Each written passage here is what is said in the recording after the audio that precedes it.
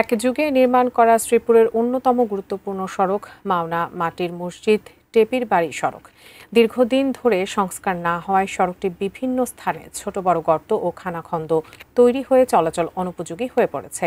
এ বিষয়ে বিস্তারিত জানিয়েছেন প্রতিনিধি শেহাব খান।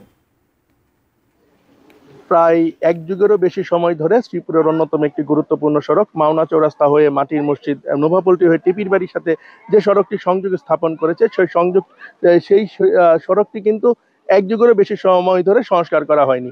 এতে সড়কটি বিভিন্ন স্থানে খানাখন্দে ভরে গেছে। সড়কটি প্রায় চলাচলের অনুপযোগী হয়ে পড়েছে।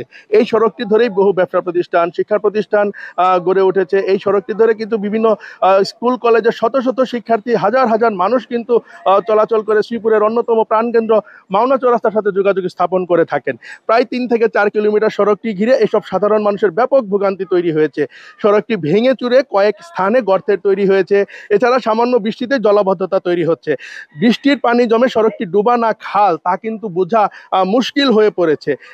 সামান্য বৃষ্টিতেই সৃষ্ট জলাবদ্ধতায় কোথাও হাঁটু পানি তৈরি হয়ে এতে পায়ে হাঁটা অসাধ্য হয়ে দাঁড়িয়েছে। ভাঙাচোরা সড়কটিতে দীর্ঘদিন ধরে সংস্কার না হওয়ায় যানবাহন চলাচল বন্ধের উপক্রম হয়েছে। দায়িত্বে থাকা স্থানীয় জনপ্রতিনিধি যারা আছেন তারা কিন্তু বিভিন্ন সময় এই সড়কটি সংস্কারে উদ্যোগ গ্রহণের আশ্বাস কিন্তু স্থানীয়দের জানিয়েছেন। কিন্তু দীর্ঘদিনেও কিন্তু তারা এই সড়কটি সংস্কারের তেমন কোনো উদ্যোগ কিন্তু নেয়নি। অর্থাৎ বারবার কিন্তু জনপ্রতিনিধি যারা আছেন তারা কিন্তু আশ্বাস দিয়েই গেছেন।